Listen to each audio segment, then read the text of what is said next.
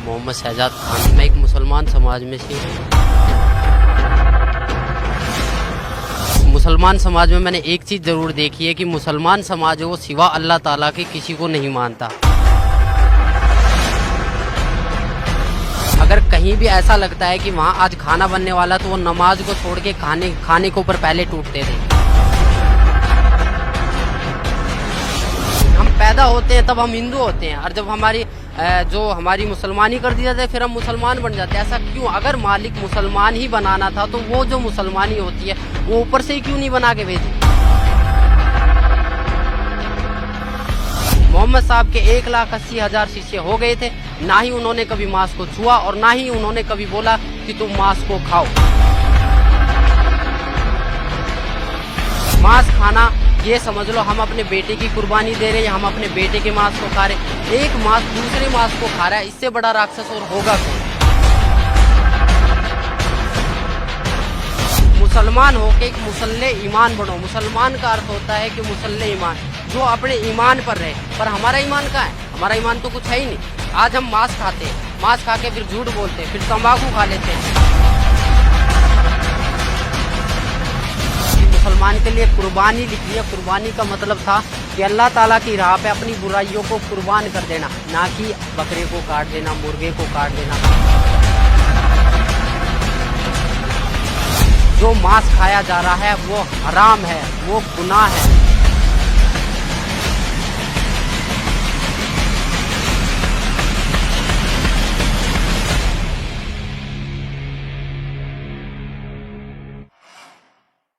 क्या नाम है जी आपका? मेरा नाम शहजाद दास है और मालिक की शरण में आने से पहले मैं मोहम्मद शहजाद खान था। मालिक की शरण में आने के बाद मेरे को शहजाद दास नाम है मेरा। मैं एक मुसलमान समाज में से हूँ और मेरे को शुरू से ही हमारे जो बुजुर्ग है, जो भी हमारे माता पिता, जो भी हमारे मौलवी साहब है, उन्होंने मुझे सिर्फ एक ही चीज़ सिखाई थी कि नमाज पढ़ो, रोजे रखो, ईद बकरीद मनाओ, मांस खाओ, कुछ भी करो पर मालिक का नाम लो। बस मुसलमान समाज में मैंने एक चीज़ ज़रूर देखी है कि मुसलमान समाज वो सिवा अल्लाह ताला के किसी को नहीं मानता। ये मैंने उन चीज़ों की देखा है। और इसके अलावा उन्होंने मेरे से कहा था कि एक तहज्जुद की नमाज होती है जो रात के 12 बजे पढ़ी जाती है, अगर उसको पढ़ लोगे तो जो तुम्हारा सबाब है, सबाब का मतलब जो फल है वो दुगना हो जाता है। और सुबह 4 बजे की जो नमाज जिसे हम फजर की नमाज बोलते हैं, अगर पढ़ के अगर आप किसी काम के लिए चलते हो तो ये समझ लो वो काम तो आपका 100% होगा। मैंने आज मेरे को मालिक की शरण में आज मेरे को 5 साल हो गए और 5 साल से पहले यानी कि मैं 22 साल तक इस साधना को करता रहा रेगुलर। पर मेरे को 1% भी ऐसा नहीं लगा कि आज मैंने अपना फ्यूचर बना लिया हो या आज मैंने अपना कोई काम कर लिया हो या फिर मैं किसी चीज़ में परफेक्ट हुआ हूँ या किसी चीज़ में मैं सक्सेसफुल हुआ हूँ। मुझे ऐसा कुछ अनुभव नहीं हुआ। यहाँ तक कि मैंने जो ख्वाजा गरीब नवाज की दरगाह है जो अजमेर में है, जिसको मोइनुद्दीन चिश्ती की दरगाह बोला जाता है, जो पूरे वर्ल्ड में प्रसिद्ध है, उस पर भी मैंने चादर के लिए बोला। मेरे मम्मी पापा ने कहा कि आप वहाँ जाओ, वहाँ चादर चढ़ाओ, वो सबकी मुराद पूरी करते तो आप वहाँ जाओ। मैं वहाँ भी गया, उनके लिए चादर बोला। पर मैं जहाँ भी गया वहाँ मैंने देखा एक बहुत बड़ा देग है, उसमें लोग बाग सोने डाल रहे हैं, चांदी डाल रहे, पैसे डाल रहे। मेरे पास कोई मनी नहीं था, मेरे पास कोई पैसा नहीं था।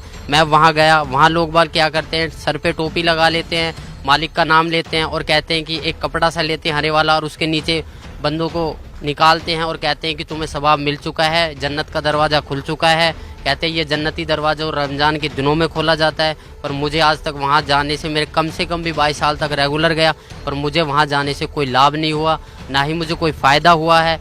और बहुत सी जगह गया, अलीगढ़ दरगाह पे भी गया, महरौली की जो दरगाह है वहाँ पर भी गया, वहाँ भी चद्दरें बोली है। वहाँ सिर्फ क्या है कि बाहर मांस कटता है, अंदर मालिक का वो पत्थर होता है, पत्थर के सामने सिजदा करो या उसके ऊपर कोई चद्दर चढ़ा दो, वही कहानी। हर जगह एक ना एक स्टेप सीखने को मिलते हैं। महरौली की जो दरगाह वहाँ क्या है, बहुत बड़ा एक दरगाह बना रखी है और वहाँ पत्थर है, वहाँ पत्थर के ऊपर चद्दर बिछा दो और बाहर क्या है मांस खाओ। मांस के टुकड़े कर के खिलाए जाते थे और कहते हैं कि ये बहुत बड़ा सवाब है।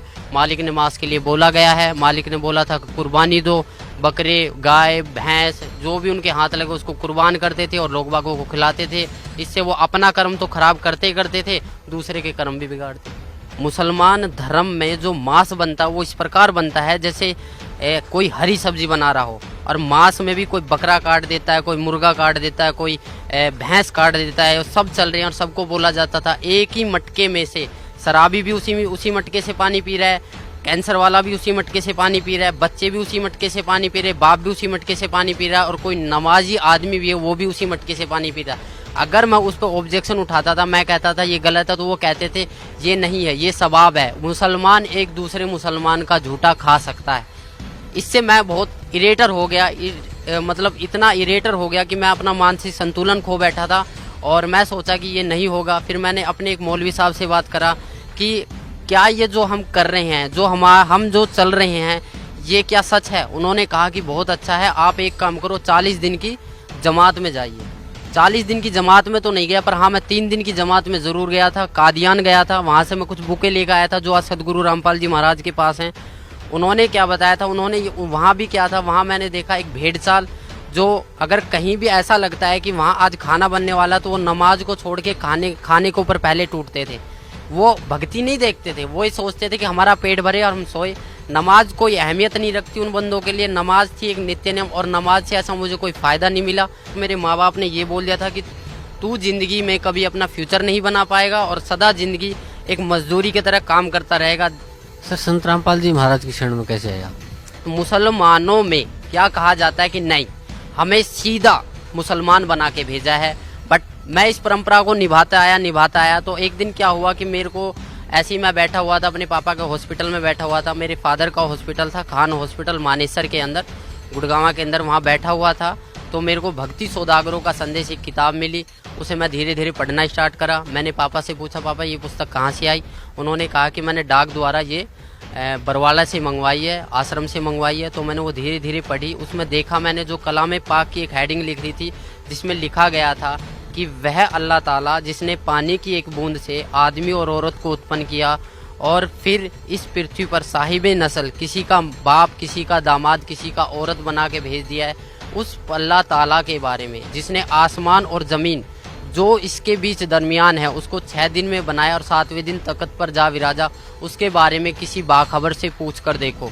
उन्होंने बताया था कि सूरत फुरकान 25 आयत 52 से 59 में ये लिख रहा है। तब मैंने इस चीज़ को गौर किया, मैंने इस चीज़ को नोट किया, और कुरान शरीफ हिंदी में लेकर आया, उसको पढ़ा, उसमें देखा, सेम टू सेम वही कहानी निकली। मेरा दिमाग घूम गया, मैं सोचने लग गया कि ये ज्ञान और एक हिंदू समाज के आदमी के पास, और इतने एक कलाम पाक का ज्ञान एक हिंदू समाज के आदमी के पास कैसे आया। मैंने फिर उसको और ज़्यादा गहराई से पढ़ना स्टार्ट किया। मैं 2-2, 3-3 घंटे खाली पेट उसे पढ़ता रहा। धीरे धीरे मुझे ज्ञान हुआ। एक दिन मैंने निर्णय ले लिया कि मैं आज से जब भी दुकान खोलूँगा तो पूर्ण परमात्मा संत रामपाल जी महाराज का नाम लेके ही खोलूँगा। नया हॉस्पिटल था, मैंने स्टार्टिंग से ही दुकान पूर्ण परमात्मा संत रामपाल जी महाराज के नाम से खोलना स्टार्ट करा। और मैंने अंदर ही अंदर एक प्रेरणा बनाई कि मालिक, मैं इतना अभी अपने पैरों पर खड़ा नहीं हूँ। अगर मैं अपने पैरों पर खड़ा हो गया, या मैं जो मेरे घर वाले मुझे बोलते हैं, या मुझे ऐसा लगा कि मालिक अगर आप ही भगवान हो, आप ही ईश्वर हो, आप ही गॉड हो, तो मुझे कम से कम इतना ज्ञान दे दो ताकि मैं आपके पास आ सकूं। तो धीरे धीरे मैं जब दुकान खोलता तो दुकानों की प्रोग्रेस होने लगी। इतना प्रोग्रेस हुआ कि जब भी मैं एक बार आया, मैं गांव में पूछा मैंने कि यहाँ पर मेरे को जाना है एड्रेस पे, तो उन्होंने बताया कि एक हमारे मुरारी भगत जी थे, उन्होंने वहाँ का एड्रेस दिया कुछ होने।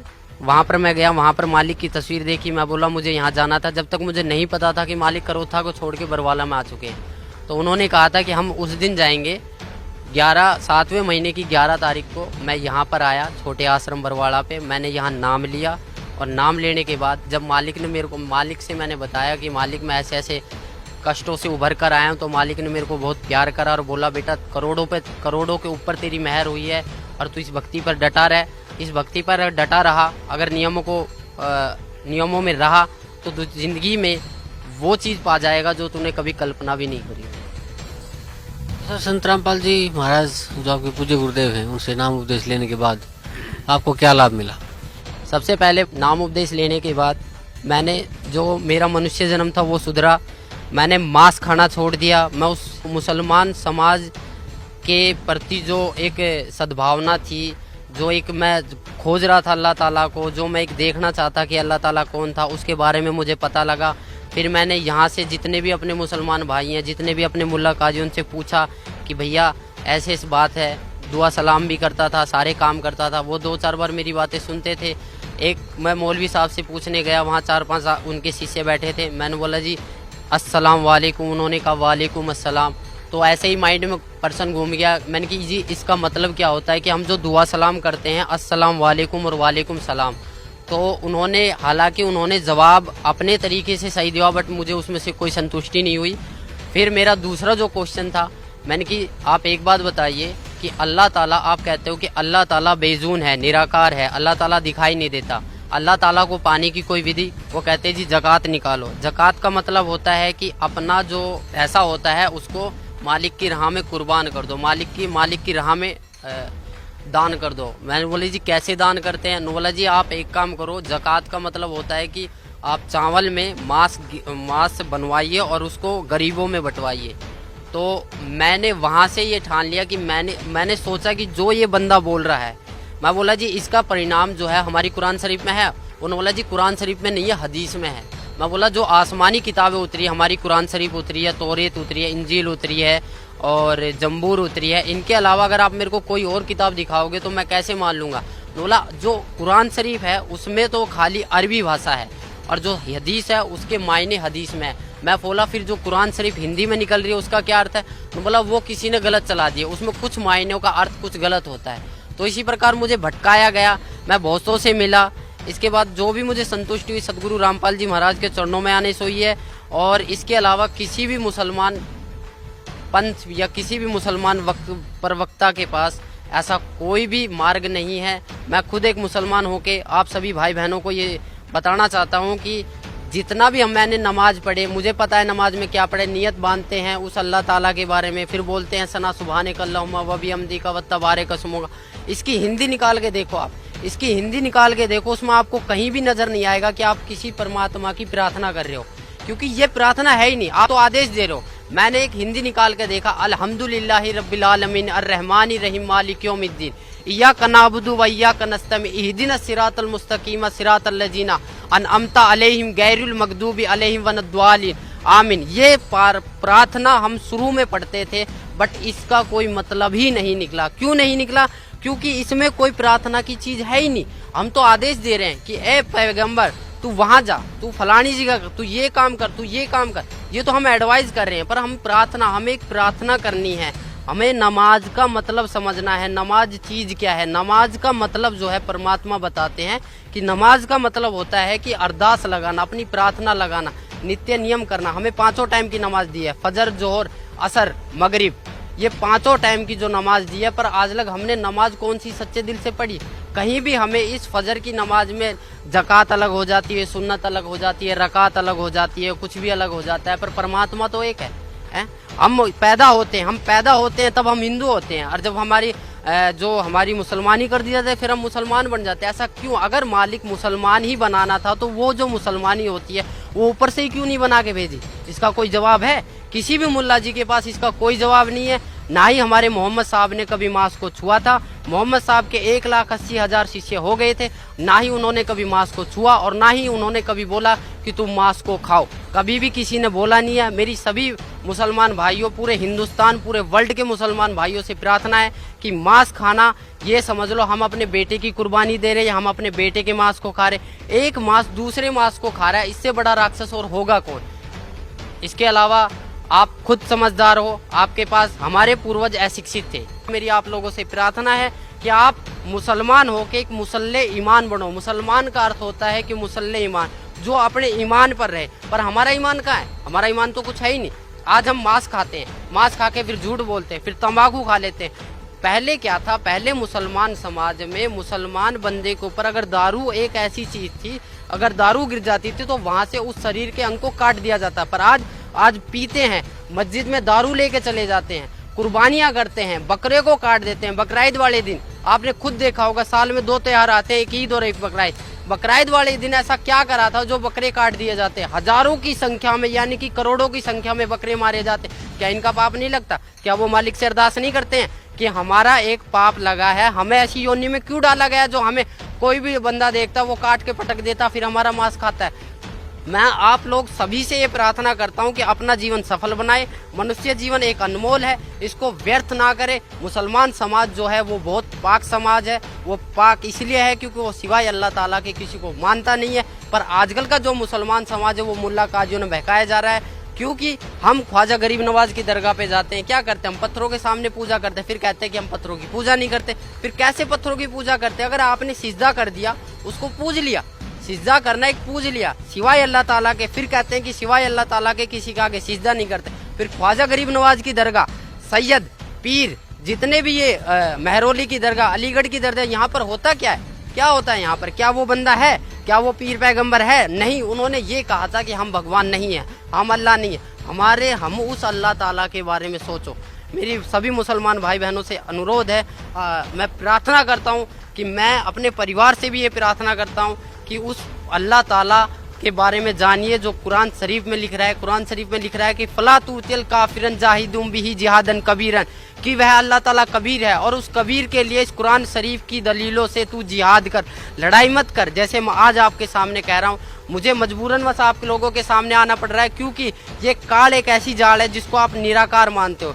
जिब्राइल अलैहिस्सलाम फरिश्ता जो कुरान शरीफ की आयतों को लेके मोहम्मद साहब के पास आया था, उस टाइम मोहम्मद साहब ने कहा था कि मैं अनपढ़ हूँ, मुझे पढ़ना नहीं आता। फिर भी उसने 3 बार जबरदस्ती उनका गला घोट कर उनके ऊपर, उनके अंदर शक्ति डालकर पढ़वाया कि जा नीचे जा, उसको बोल कि मेरा ईमान फैलाए, ईमान फैलाए। वो ईमान इतना तगड़ा फैलाया कि आज लग उस ईमान से हम निकल नहीं पाए।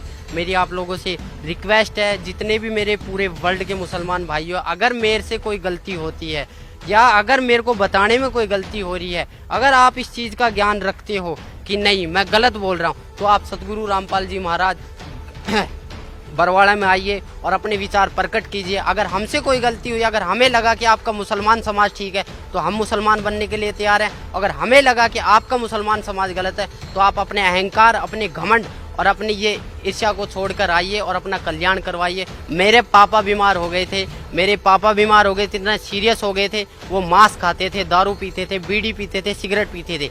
डॉक्टरों ने बोला फेफड़ा खराब हो गया, दिल 20% काम करने लग गया है। उनको मैंने समझाया कि उस खुदा को याद कर। आज तेरा वो खुदा कहाँ है? वो जुम्मे की नमाज भी पढ़ते थे, ईद बकराईद को भी पढ़ते थे, मीट भी खाते थे। क्या उनकी भक्ति इतनी नाजिल नहीं थी? क्या उनकी भक्ति इतनी भी नहीं थी कि वो अपने आप को जीवित कर सके? उन्होंने तो बहुत वो करा था। तो वही बात था, उनको मैंने बोला कि उस खुदा को याद कर। उन्होंने रो के गिड़गिड़ा के बेड पे पड़े पड़े मालिक को याद किया था, बंदी छोड़ पूर्ण परमात्मा संत रामपाल जी महाराज को याद किया था कि मैं जन्मजात नाम ले लूंगा, मुझे इस बीमारी से छुड़वाओ। मेरे पूरे घर वालों ने ये कह दिया था कि ये मरेगा, यहाँ तक कि रिश्तेदारियों ने बोल दिया था कि इसके बचने की कोई उम्मीद नहीं है। फिर भी मैंने मालिक से उसके लिए प्रार्थना करी। मालिक ने बोला बेटा ठीक हो जाएगा, वो ठीक हो गया। नाम के लिए बोला बट वो आज नाम से मुकर गया है। परमात्मा की शब्द में इतनी शक्ति है कि आपने बगैर नाम लिए आप ठीक हो चुके हो। अगर आप अब भी नहीं पिछाड़ोगे फिर कब पिछाड़ोगे? सर भी आप बता रहे थे कि अल्लाह ताला की शरण में जाना चाहिए, उसको पहचानना चाहिए, उसको जानना चाहिए, तो किसे मानते हैं आप अल्लाह ताला? देखो, आज से जब मैंने नाम पहले लिया था तो मैं तो कभी जानता भी नहीं था कि अल्लाह ताला कौन है। मैंने बहुत से मुसलमान काजियों, यहाँ कि मैंने मम्मी पापा से भी पूछा कि वह कोई ना कोई तो ऐसी शक्ति होगी ना जो पूरे ब्रह्मांड को चला रही है, पूरे समाज को चला रही है, जिसने एक पानी की बूंद से एक आदमी को उत्पन्न कर दिया, एक औरत को उत्पन्न कर दिया। फिर मैंने सुना था आदम और हव्वा के बारे में, बोला कि परमेश्वर अल्लाह ताला ने आदम बनाया, फिर उसकी हड्डी से एक हव्वा बनाया, उससे संसार चला। पर आदम को अगर अल्लाह ताला ने बनाया तो अल्लाह ताला भी तो होगा ना कोई। तो उन्होंने ये कहा कि आप कुरान शरीफ को पढ़ो। मैंने तहे दिल से मालिक की शरण में आने के बाद तहे दिल से 3 बार कलाम पाक को पढ़ा है। वहाँ पर मुझे एक एक चीज़ के अरब का पता लगा। उसमें एक सूरत आती है औज़ु बिल्लाहि मिनश शैतानिर रजीम बिस्मिल्लाहिर रहमानिर रहीम, कि शुरू करता हूँ अल्लाह ताला के नाम से जो सबसे बड़ा है और अपने बंदे के गुनाहों को माफ़ करने वाला है। हमारा जो मैटर है वो ये है कि हमने एक सूरत फुरकानी 25-52 से 59 तक में पढ़ा था कि फला तुतिल काफिरन जाहिदुम बिही जिहादन कबीरन। इसमें कबीर परमात्मा को जो बड़ा बोला गया है।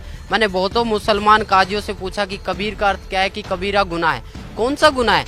पाप का है, चोरी का है, डकैती का है। बोला कबीरा गुनाह है जिसकी कोई माफ़ी नहीं हो सकती। उन्होंने सब एक अज्ञान रूपी के कारण बहकाया हुआ था। असली ज्ञान ये था, मालिक के द्वारा दिया और था कि कबीर इज गॉड है, कबीर ही अल्लाह ताला, अल्लाहु कबीर है, नोट है अल्लाहु अकबर। अल्लाहू अकबर बोलो या अल्लाहू कबीर बोलो, बात एक ही है, वह अल्लाह कबीर है। और बड़े का मतलब होता है कबीर। अगर बड़े को लेके चलते हैं तो इसका अर्थ ये बनता है कि शुरू करता हूँ अल्लाह ताला के नाम से जो कबीर है और अपने बंदों के गुनाहों को माफ़ करने वाला है। उस हजरत मोहम्मद साहब जो हमारे नबी है, जो पीर पैगंबर थे, जिनको नबी का दर्जा दिया गया, उनको भी जिंदा महात्मा के रूप में मिले थे जब उन्होंने अपनी शब्द से गाय को मार दिया था और उनसे जीवित नहीं हुई थी। उन्होंने जाके एक गुफा में रोए, घर को बंद करके रोए कि अल्लाहू कबीर है, गिड़गिड़ाए अल्लाहू कबीर है, अल्लाहू कबीर है। तो वो एक सूक्ष्म रूप धर कर आए। तब उन्होंने कहा था कि मेरी गाय को जीवित कर दो। तब उन्होंने कहा था जाओ मोहम्मद आपकी गाय जीवित हो जाएगी।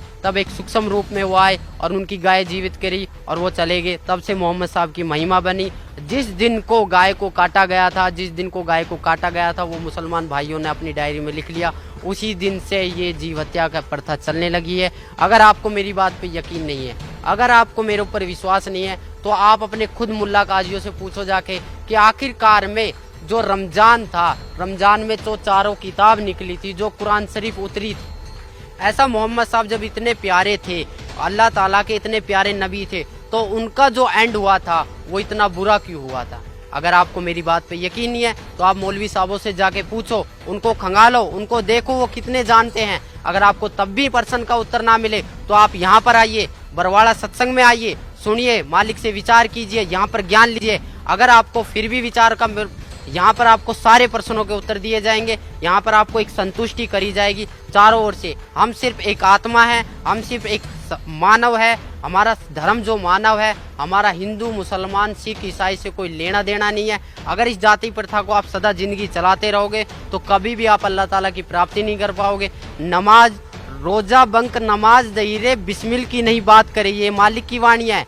रोजा बंक नमाज दहीरे, बंक माने अजान, अजान जो लगाते हो, अजान का मतलब क्या होता है? अजान का मतलब ही क्या होता है? अल्लाहु अकबर, अल्लाहु अकबर, अशहदु अन ला इलाहा इल्लल्लाह, अशहदु अन ला इलाहा इल्लल्लाह, अशहदु अन्ना मुहम्मद रसूलुल्लाह, अशहदु अन्ना मुहम्मद रसूलुल्लाह, हय्या अलस सलाह, हय्या अलस सलाह, हय्या अलल फलाह, हय्या अलल फलाह, कद कामती सलाह, कद कामती सलाह, अल्लाहु अकबर, अल्लाहु अकबर, ला इलाहा इल्लल्लाह। इसका मतलब क्या है? आज लग ना तो हमने कभी कोशिश करी, बस एक आवाज़ आती है उसके पीछे हम चल देते हैं। जैसे एक भेड़ जा रही है, उसको पता है मैं मरने जा रही हूँ, फिर भी हजारों की संख्या में से एक भेड़ निकलती है उसके पीछे, फिर एक छोटी सी भेड़ उससे निकलती है कि ये आखिरकार में भेड़ जा कहाँ रही है।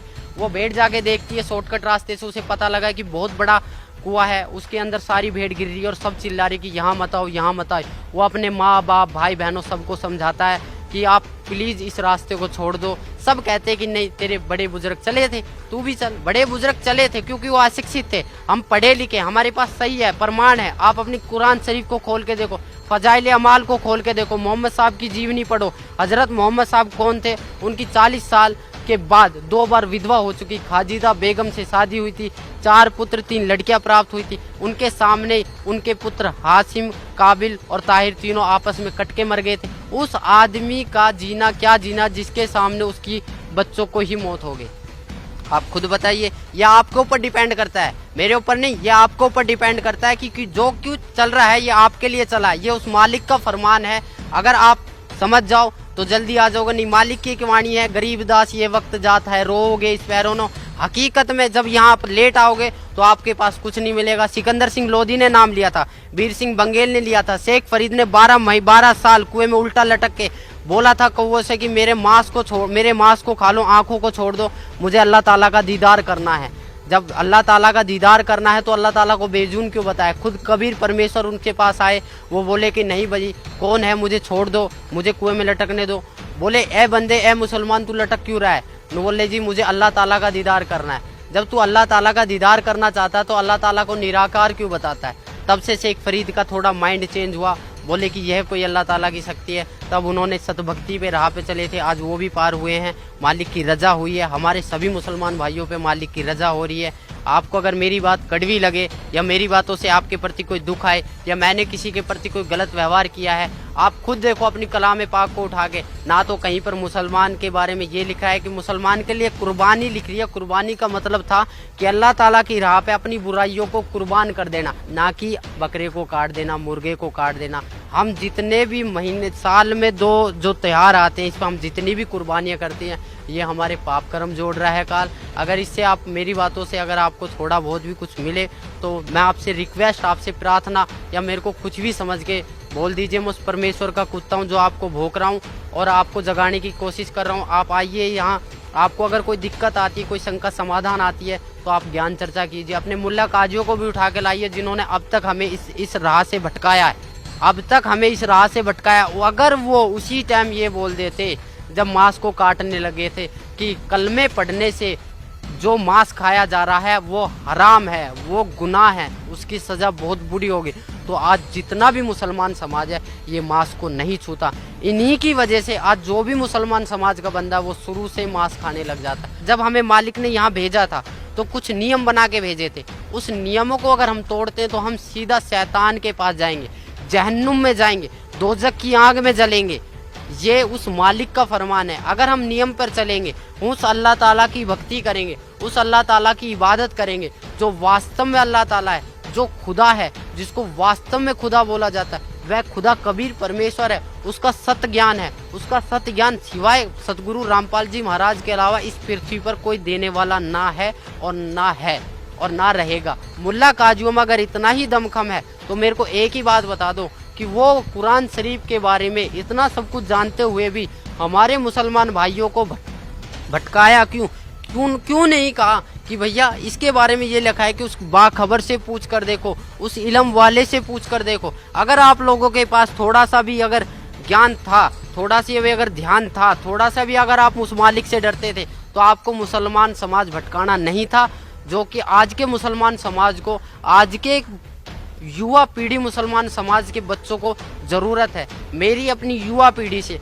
मेरे अपने मम्मी पापा से, मेरे अपने पूरे मुसलमान समाज से, मेरे अपने पूरे मुसलमान धर्म के लोगों से, मेरे अपने पूरे मुसलमान धर्म के माइयों बहनों से, सबसे मैं रिक्वेस्ट करता हूँ, प्रार्थना करता हूँ कि आप एक बार इस आश्रम में आइए। सतगुरु रामपाल जी महाराज बरवाड़ा में जो आए हुए हैं, ये अल्लाह ताला के मुनाइंदे हैं, यानी कि अल्लाह ताला के द्वारा भेजे हुए एक फरिश्ते हैं जो हम सोए हुए आत्माओं को जगाने के लिए आए हैं। हमें उसी जन्नत में वापस जाना जहाँ से हम अल्लाह ताला से बिछड़ कर यहाँ आए हैं। आप खुद कहते थे, हमें खुद बताया जाता था कि हम जन्नत से आए हैं। जब हमें इतना पता है कि ये शैतान का सब कुछ है, यहाँ शैतान का ही हुक्म चलता है, तो हम यहाँ से निकलने की क्यों इच्छा नहीं करते? क्या ये हमारा खुद का है? हमारा शरीर भी खुद का नहीं है। अगर हकीकत पूछो तो मनुष्य जन्म इतना अनमोल जन्म है, पर हम इसको अपनी गलत साधना के कारण, अपनी अज्ञानता के कारण इसको बर्बाद दिन पर दिन करते जा रहे हैं। मैं आपको एक पर्सनली बताता हूँ, मेरे रिश्तेदार 40 दिन की जमात में गए, 40 दिन की जमात में गए, हज में गए, 2 बार हज करके आए। कहते हैं कि हज में जो जाता है वो बंदा सीधा जन्नत को जाता है। उसके घर में उसकी बहू का एक 1.5 साल की लड़की गुजर गई, 1.5 महीना पहले। उसको 1.5 महीने के बाद एक बच्चा पैदा होने वाला था, 1.5 महीने के बाद उसका लड़का होते ही गुजर गया। तो इससे बड़ी आफत और क्या आ सकती है उस बंदे के लिए जो बंदा जमात में गया है?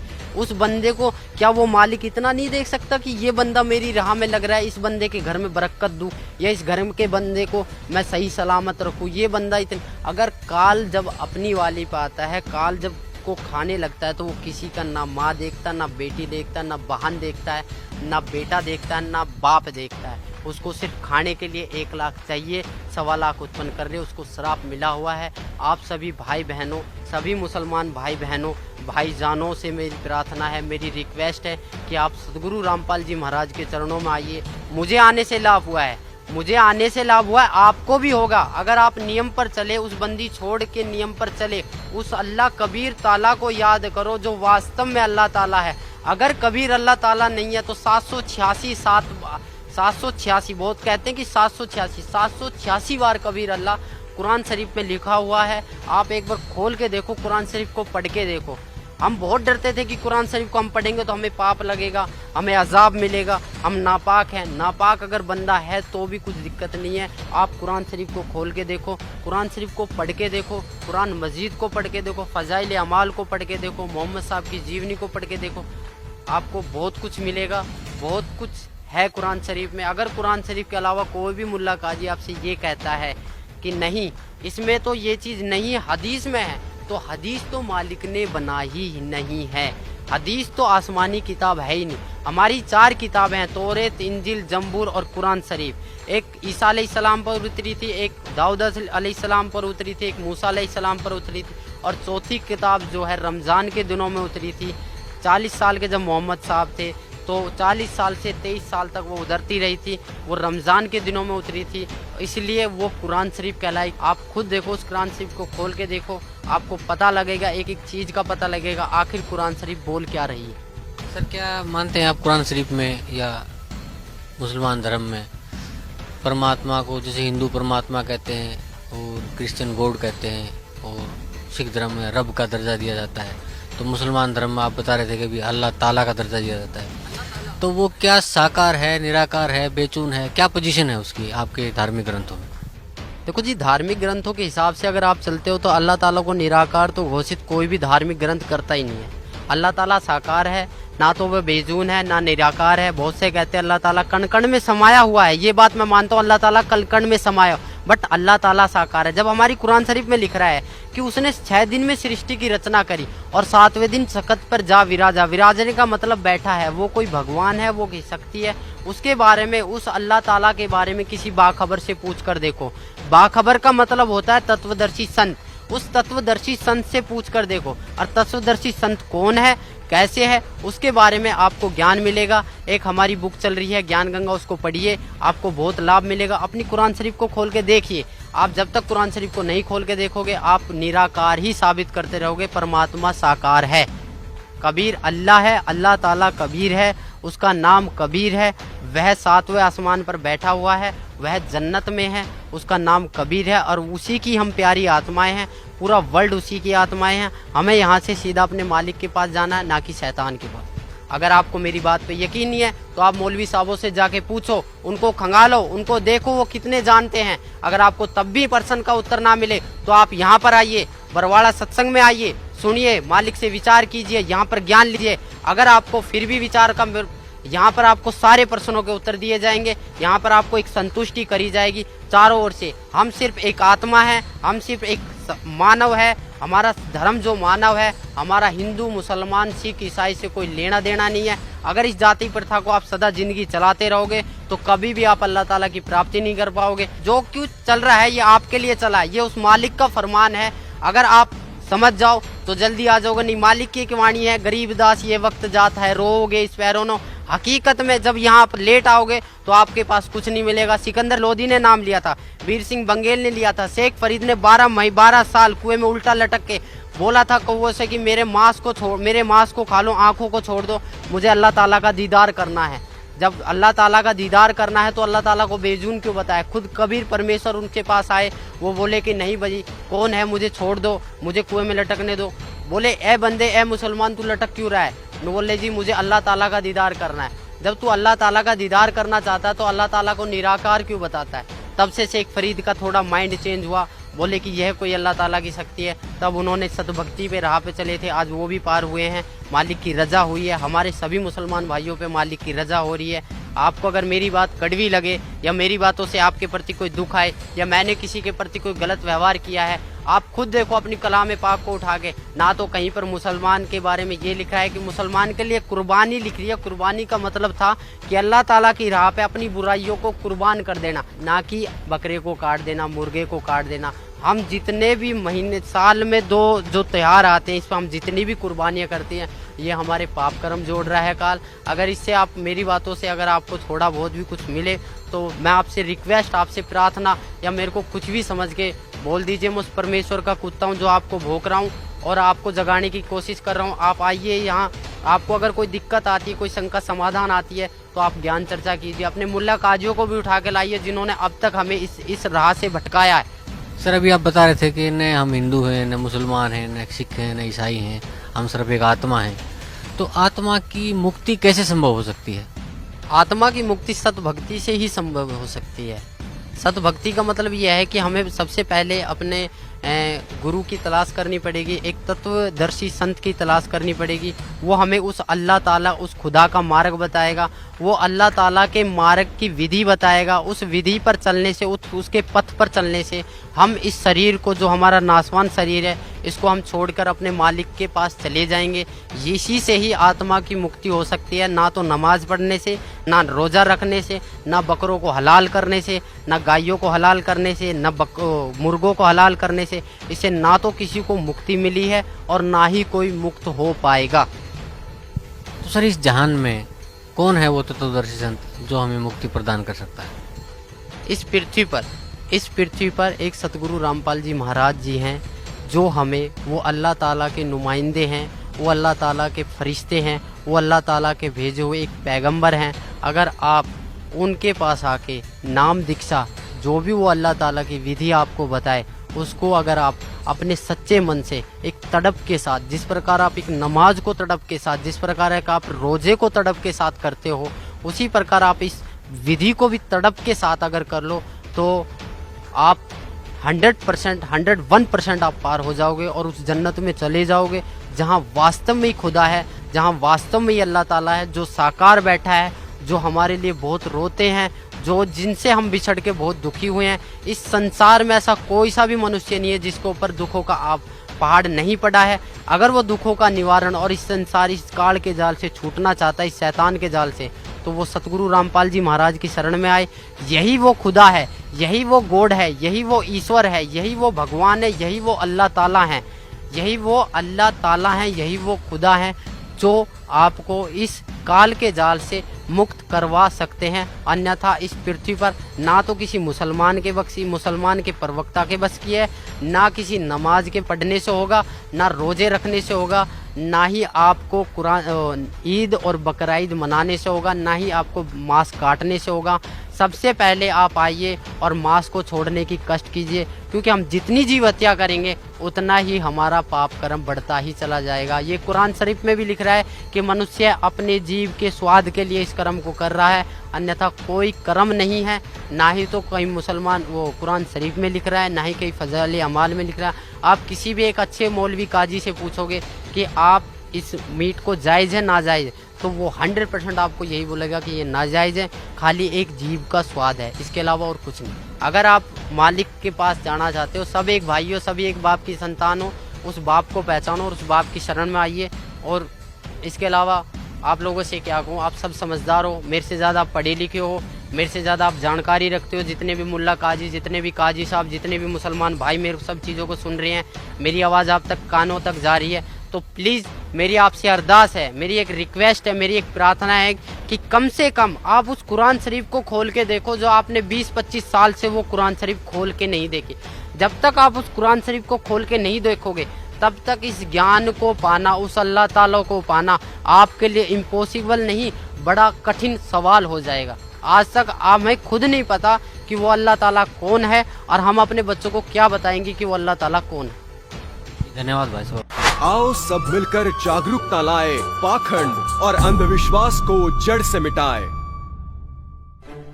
अंधश्रद्धा भक्ति मानव जीवन के लिए बेहद खतरनाक है। शिक्षित समाज से निवेदन है कि नकली और शास्त्र विरुद्ध साधना बताने वाले धर्म गुरुओं से बचे तथा नकली धर्म गुरु का विरोध करे। सभी धर्मों में पाखंडवाद चरम सीमा पर है। समाज को चाहिए कि गलत साधना बताने वाले धर्म गुरुओं का डटकर विरोध करे। पुस्तक अंधश्रद्धा भक्ति खतराए जान को पढ़े। हमारे इस वेबसाइट पर जाकर इस पुस्तक को निःशुल्क पाए, या फिर आपका पूरा नाम, पता और फोन नंबर इन नंबरों पर SMS करें।